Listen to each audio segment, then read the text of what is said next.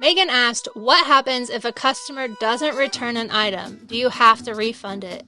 No. If the customer does not return your item to you, you do not have to refund them.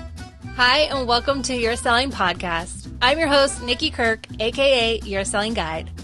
I'm a small-town girl who took a big risk and quit a steady corporate desk job to travel the U.S. in an RV. Along the way, I started selling on Amazon, grew a 7-figure business, visited all the lower 48 states, bought a farm, and today I am still doing what I love to do, selling on Amazon while helping other sellers do it too. Each week, I will share Amazon tips and tricks and bring in guests to share their stories, expertise, and tips on the platforms that they use. Think of this as a sit-down with your Amazon bestie where you can learn, ask, start, and grow your online selling business. Welcome to Your Selling Pod. Hey crew, and welcome back. Today is a solo show, but I have awesome guests coming up next week, so don't miss out. Also, if you sell on Amazon, Etsy, Poshmark, wherever you sell online and you want to be a guest on the show, please reach out to me.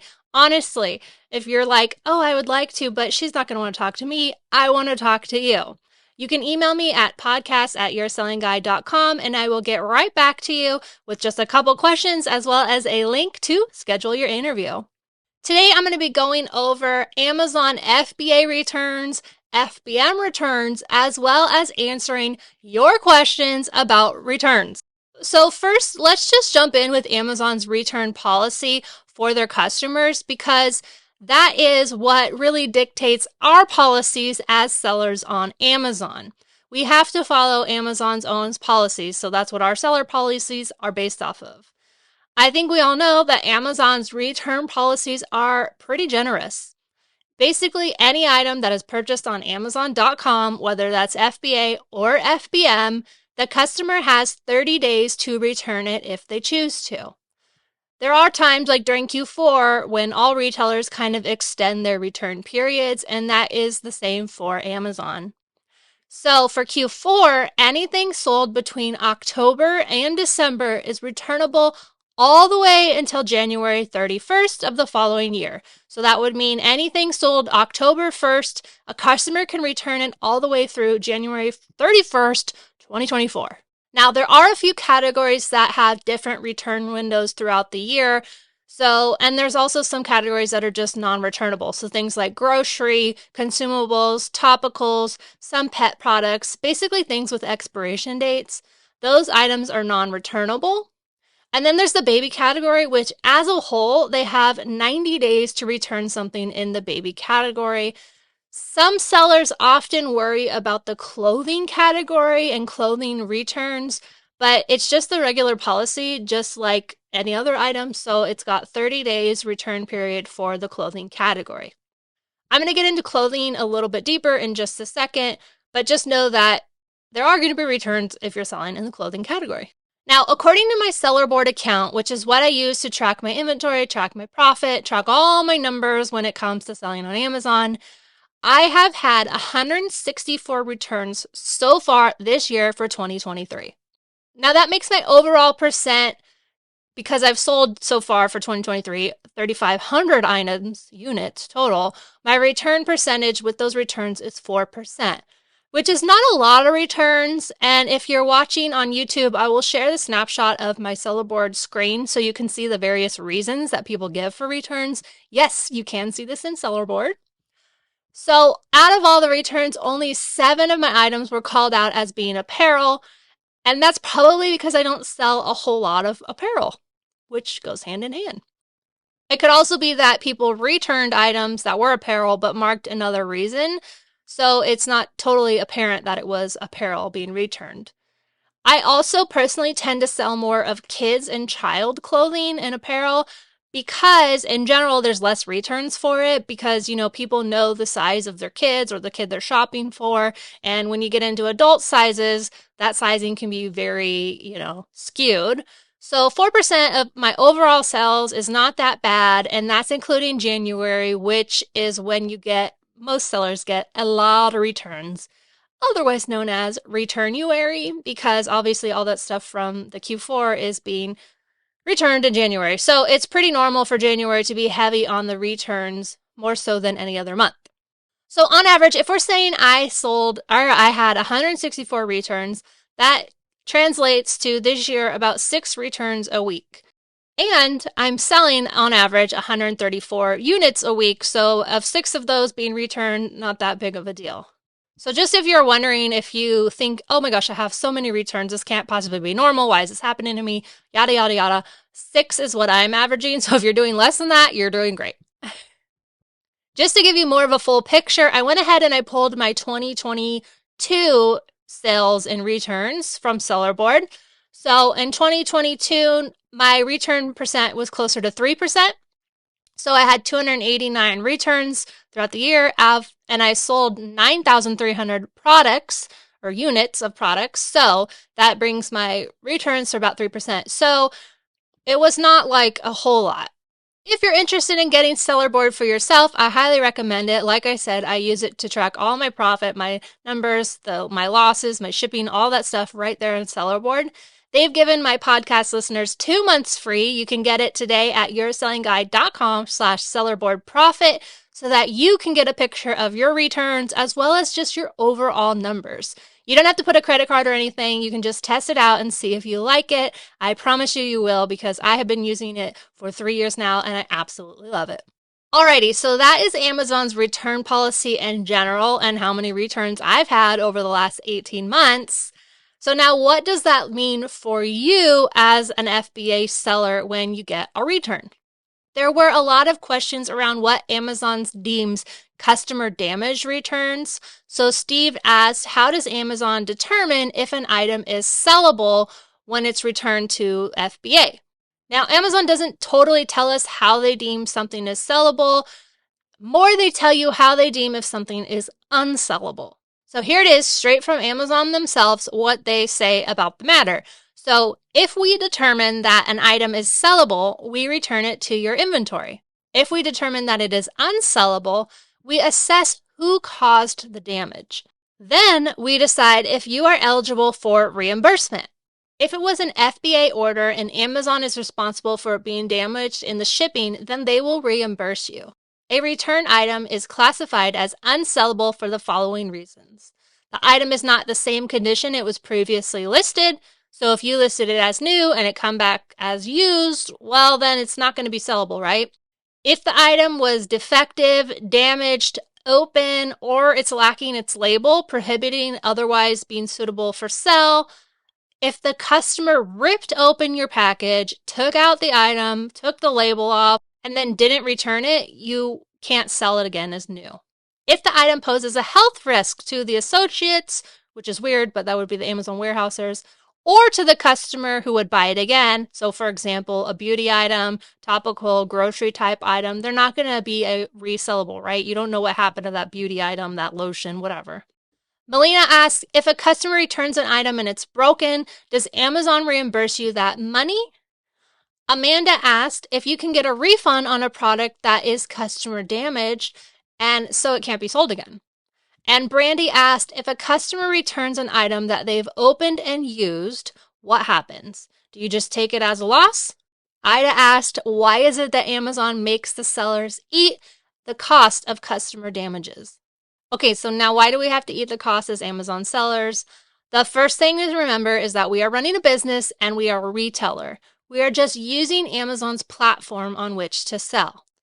It's simply that, a platform, and they are hosting our stores on it.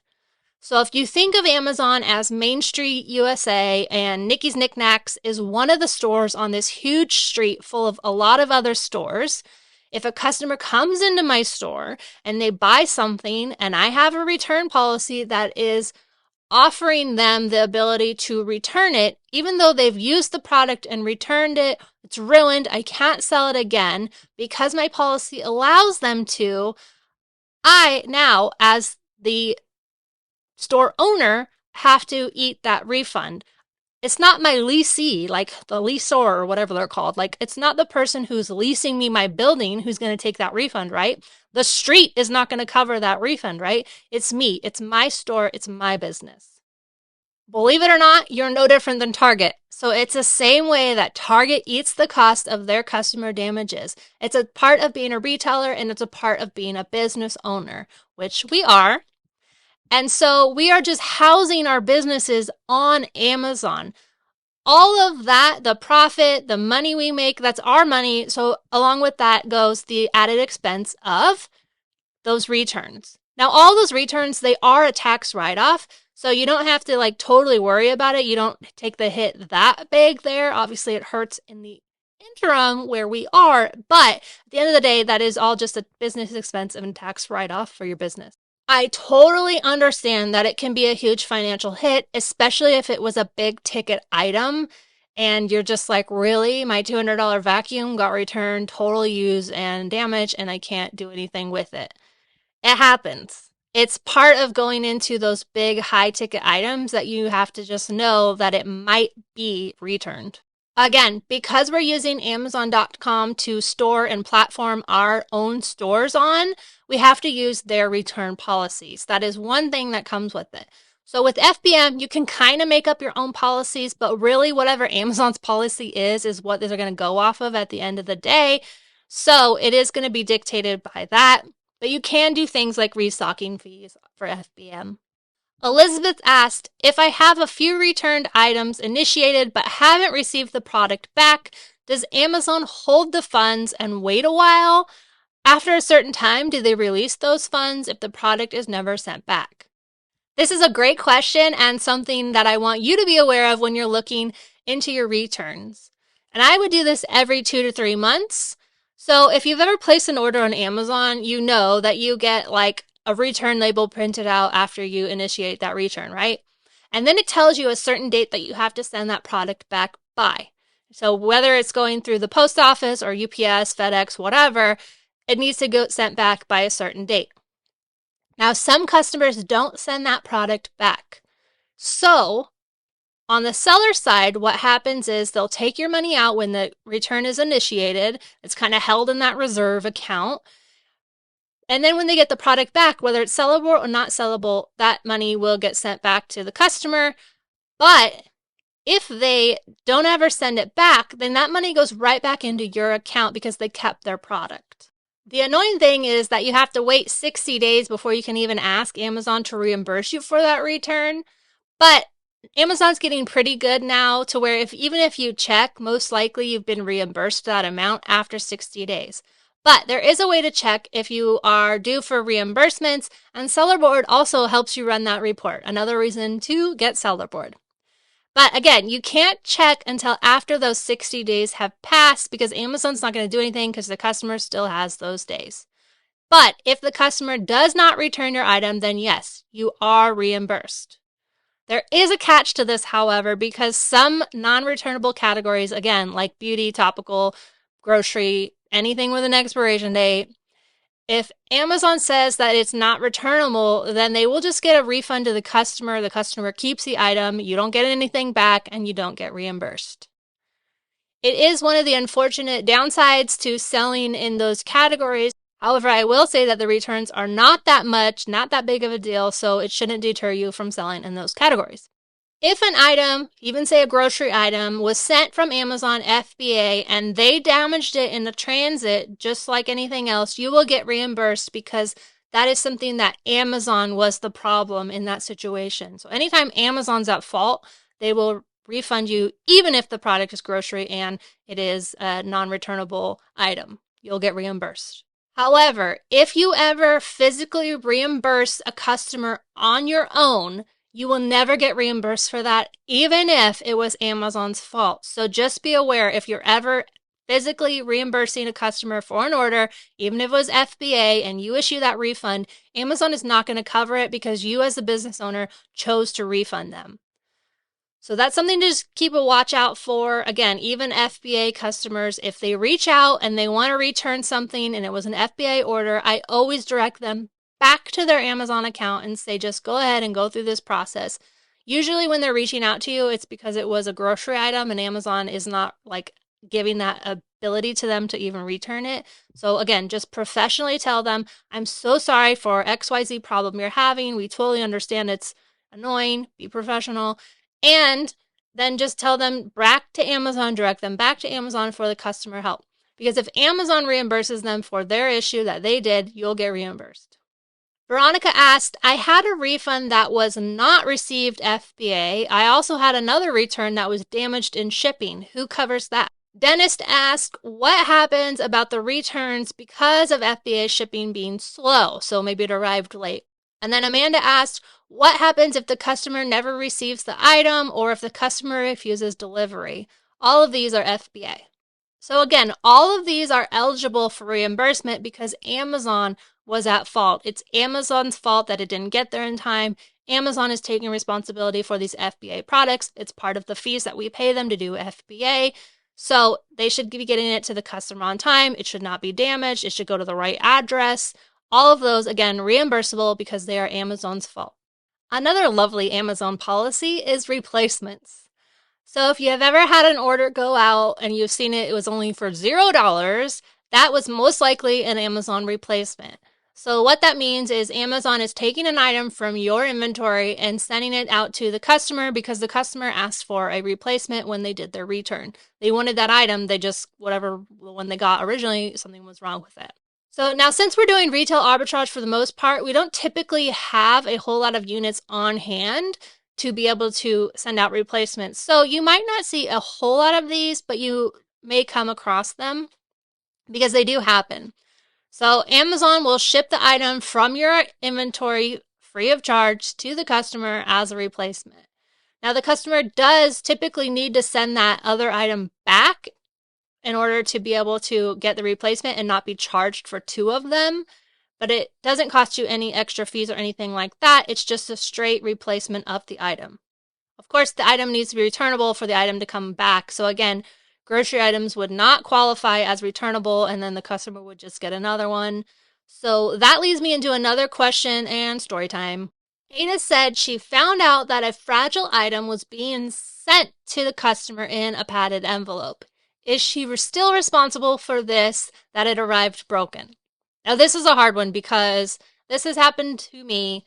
Both of these things have actually happened to me. So the replacement and the fragile item, I have talked about this before, so maybe you already know the story, but it was a sink caddy. It's one of those things that sits next to your sink, holds the soap and the sponge and all that stuff. So it was a ceramic one, and I got like, I don't know, 70 of them or something. I had ordered them from a distributor, and it was maybe a dumb buy, but that's maybe why you've heard me talk about it before. But anyways, what happened was Amazon was sending them out to the customer in padded mailers, a ceramic item. So when they arrived to the customers, they were broken, and then they were getting replacements free of charge, and that was costing me. And in some cases, they got multiple replacements because they keep arriving broken. Even in my voice of the consumer, it said they were arriving in padded envelopes. So what ended happening is I got multiple voice of the consumer complaints. So the listing got pulled down. Now, voice of the consumer complaints are not negative on your account, but it does take your, listing down. So the customers had a lot of concerns, very accurate concerns. What I did was I appealed the listing to get it put back up because, again, I had a lot of these things. I wasn't ready to just take the hit. And I asked Amazon to please stop sending this breakable item in a padded envelope. And they didn't. So what ended up happening is I had to take a loss, scrap the rest of them, and just dispose of them, which really sucked because now I'm out all of that money. I'm just really happy at this point that I didn't get any negative feedback because that could have happened and it could have been hard to get off my account. It just went to my voice of the consumer. It was really dumb because Amazon was like, oh, we go through and we know how to ship stuff and blah, blah, blah, all their various, spiel about what they know what they're doing. Meanwhile, they're sending breakable things in a padded envelope. To add to the frustration on my part, which Amazon can see all this stuff, so why wouldn't they take action? Here are some of what the voice of the consumer complaints said. The area that holds the sponge is broken. The ceramic portion is broken. A breakable item shipped in a padded envelope. When it arrived in pieces. A breakable item. Why on green earth would you ship it in a padded envelope? This is the second time it's arrived damaged. Again, remember when I talked about those replacements? And then we've got a box just delivered, opened it to find it broken inside. So on top of all of this, I used a prep center for this. Again, I got them from a distributor, so I never actually saw the product. I assumed that they would be, in a box and all of that, but I don't know how it actually came. It was a huge learning experience, a huge costly experience for me in my Amazon selling journey. So here's the thing. You need to make sure that your items, whether you're using a prep center, whether you're FBA or FBMing, you have to make sure they arrive to the customer. You cannot rely on Amazon to get them there safely. That might mean you need to bubble wrap and then polybag your stuff before ever sending it to the warehouse. That might mean you need to box the thing. Even though it came in a box, you might need to bubble wrap it, box it again. All these things that you have to consider whenever you're doing anything breakable. Sarah asked, how the heck do you see what a return reason is in Seller Central? Because it's driving her crazy that she just had another one and she doesn't know what the reason was. So I actually get an email every time I get a refund. It comes through and it usually says the reason in the email. But if you're not getting them, you can go to your account settings and make sure you turn that notification on in your notification preferences. In your Amazon seller account, you can go to Amazon FBA Customer Returns Report to see it there. So in your account, go to Reports and Fulfillment. Then you go to Customer Concessions, scroll down a little bit, and then right there you see the FBA Customer Returns Report. From there, you can search either the ASIN, your SKU number, your FN SKU number, or just hit generate and see all the returns for a specific amount of time and what the reason was. Hessie asked, when you ask for a return to be sent back to you, is it normal for Amazon to take a long time sending it back? The answer is yes. I don't know why it takes a long time. Sometimes they're faster than others, but technically they have 30 days to get it to you from the time you request it. I'm sure it's just not a priority. I'm not really sure, but you do have to wait. They have technically 30 days to get it back to you. In my experience, when I ask for products back as a removal order from my managed inventory, if I ask for it back, it comes back in better shape than if Amazon, if it goes unfulfilled or, there's various reasons where Amazon will automatically ship you something now.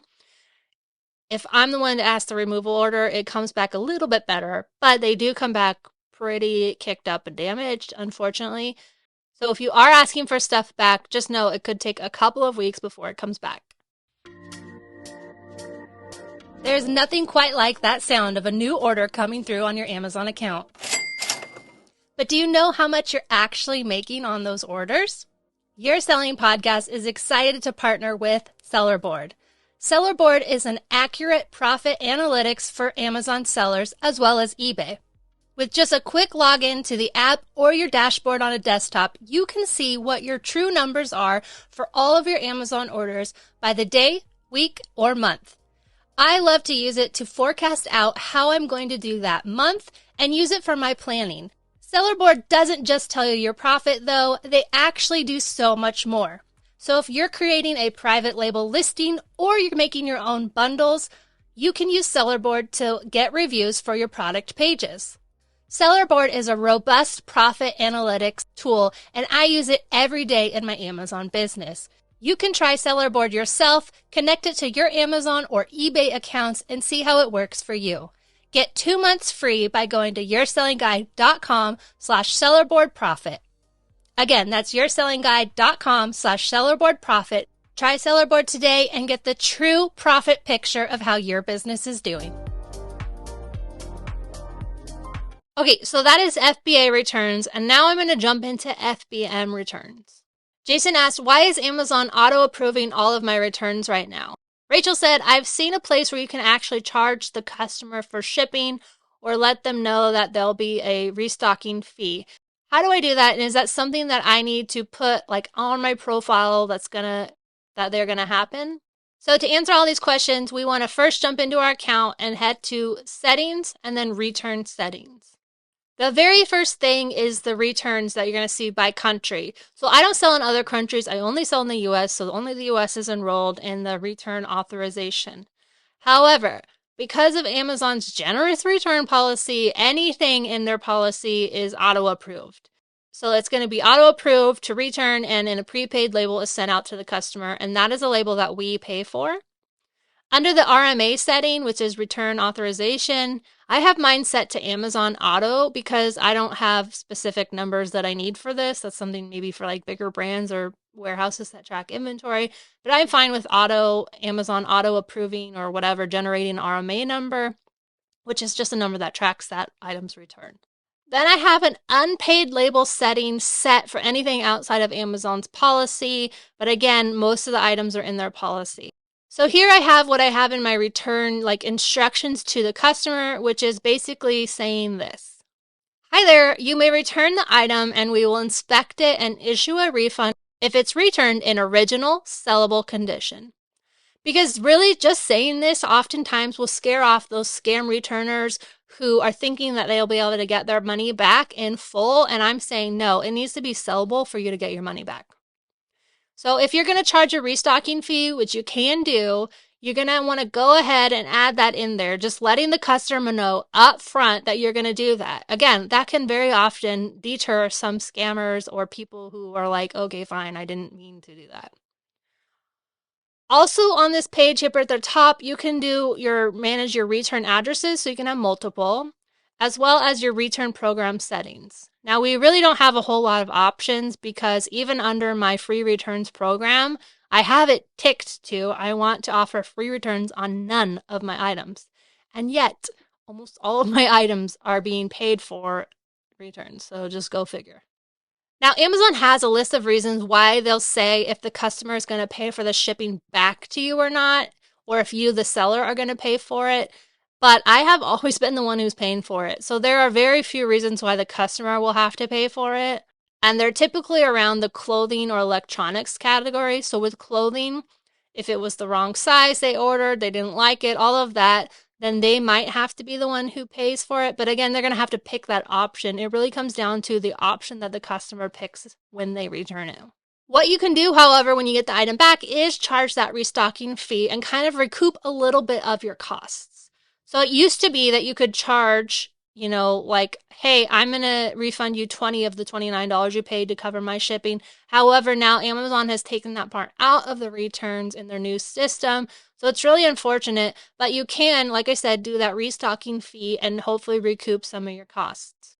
If you are going to charge a percentage of the restocking fee and it gets into that higher percentage, then Amazon's going to want to see pictures of why you're charging that. So make sure you keep the item when you get it back and take pictures, upload those to Amazon to charge that restocking fee. Now, you do have to issue your refund to your FBA customers within 2 days of getting the item back from the customer. So when they ship it back, you have 2 days. And Amazon tracks it just like with the tracking on the shipping. So you do need to do it within 2 days, especially if you want to issue that restocking fee, because if you go past 2 days, well, then Amazon's going to just refund them in full. Megan asked, what happens if a customer doesn't return an item? Do you have to refund it? No, if the customer does not return your item to you, you do not have to refund them. In fact, you should never refund someone until you get the item back in hand. Because like I said, if you ever refund someone, you're never going to get that money back from Amazon because they may never return it, and you as a business chose to refund them.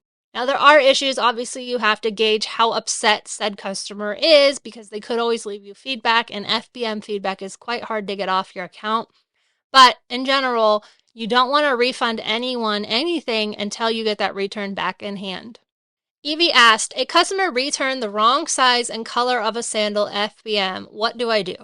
Now, I have actually heard of this happening, and it happens quite a lot with shoes specifically, and in clothing in general.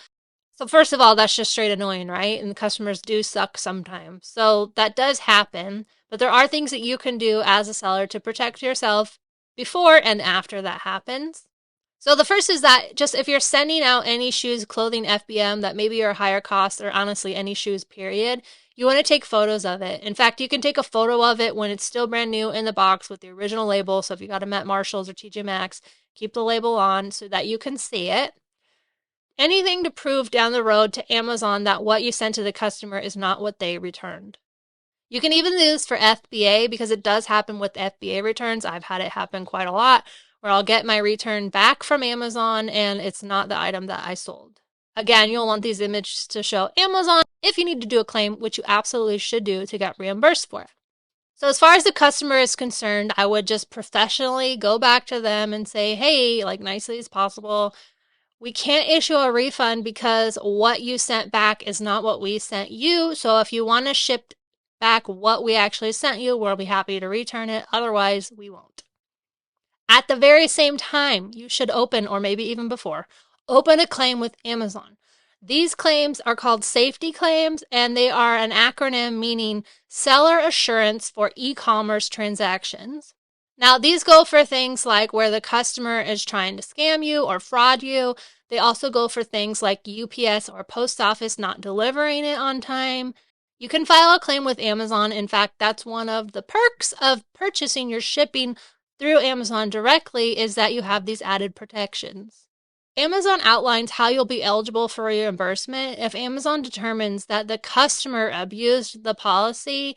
If an item is returned to you and it's unsellable or it's in a bad condition, Amazon can determine you are not at fault, which then happens and you get, reimbursed for those, shoes that weren't the right shoes. They were abused and it's not your fault. If they're material different, so even if you send a beauty item and it comes back and they clearly used it, you can also issue a claim for that and get reimbursed for it. In your returns area of Seller Central, you can find the way to do the safety claim right on Amazon. Now, a lot of safety claims, they won't actually let you go through. It's been my experience that they never actually let me do it. All I do in that case is open a good old-fashioned ticket. You guys, I have been reimbursed for a lot of stuff that is a safety claim, but for whatever reason they won't. I just open a ticket, I explain the issue. Hey, I sent X item, they sent back Y item, they never returned it, therefore I should be reimbursed, and they do reimburse me. Lisa asked, how do returns affect your account health? Now, they really don't affect your account health negatively because it's just a part of being a retailer. Returns are a part of the business. But there are some situations that might. So if you have an A to Z claim, which is so safety claims are seller claims, A to Z claims are customer claims. So Amazon A to Z claims are for FBM customers. So if they reached out to you and you didn't take care of them in a timely manner, or if the claim was something other than like carrier damage, so if an A to Z claim is for carrier damage, that won't affect you, but other things can affect your account health. So just be aware, and you want to make sure, obviously you want to have great customer service when you're doing FBM and make sure that you're taking care of your customers because Amazon can see all of that. So for the most part, they won't really affect your account health at all unless there's an A to Z claim that you did not take care of the customer on a timely manner and it had a negative effect. Also, if your claims are that you're sending wrong items, defective items, so you want to make sure, obviously, that what you're selling is the actual item. So if there's any scammer sellers listening out there, you're going to get your account health dinged and in trouble if you're selling something that you know is not the right item. So just, obviously, I'm talking to my audience, which is, like me, we're running professional businesses, we're doing everything on the up and up. But if something happens to go through and there was a defective item and, Amazon deems that you should have known it or whatever, it could have a negative effect on your account health. Obviously, you want to do everything in your power to mitigate returns in general in the first place. So you want to make sure the product exactly matches the listing that you're listing it on, especially for FBM. In FBM, you want to package it and prep it correctly so it arrives to the customer on time. So that might mean for a plush item, even though I don't need to polybag it necessarily, I'm going to polybag it anyways. I want it to be professional and arrive to the customer in brand new condition. I live down a dirt road, so that means all my packages are dusty. So if I put something in a box that's not protected, it's going to arrive to the customer dusty. So you want to do whatever steps you can beforehand to mitigate how many returns you might get. You are running a business, you want to be professional. Lucy asked, I noticed a certain amount of returns for specific categories. And I will say that I personally don't notice specific categories, but if I'm going to look at my returns, they tend to be topical, grocery, beauty. Guess what I'm selling? Topical, grocery, beauty. Because of what I'm selling, that's where most of my returns are. So I don't do a lot of apparel, therefore I don't have a lot of apparel returns. If you do a lot of apparel, you might have a lot of apparel returns. So I just would say, if you happen to notice that one of your categories is more so, look at the item. What are the returns saying? What's the reason? If your item keeps getting returned, that's telling you there's an issue with the product itself. So maybe you need to pull that product. I sell a lot of toys during Q4. So guess what? I get a lot of toy returns in January. Not a lot, like we talked about. It's not a whole lot, but that is what my returns tend to be. So whatever you're selling, that's where your returns are probably going to end up being, right? I mean, it just makes sense. There's like that saying that most accidents happen within 3 miles of your home. Well, guess where you're at most of the time? Coming and going within 3 miles of your home. So it makes sense, right? So it's the same kind of thing. So returns are part of business. Just manage them as professionally as you possibly can. Look at your items that are getting returned. If it's one specific item, question what it is. You can go through the voice of the consumer at any time and see what they're saying. You have to get quite a few of them before Amazon will pull a listing. But if they do pull a listing, ask yourself if that product is worth still selling, because nothing is worse than getting bad seller feedback on something that you kind of have no control over. Thank you guys so much for listening to this episode. Stay tuned because I have great guests coming up next week to chat more. If you would like to be a guest on the show, as I mentioned, please email me at podcast@yoursellingguide.com. Leave me a comment, like, subscribe, and follow this podcast wherever you're listening to. Until next week, happy sourcing.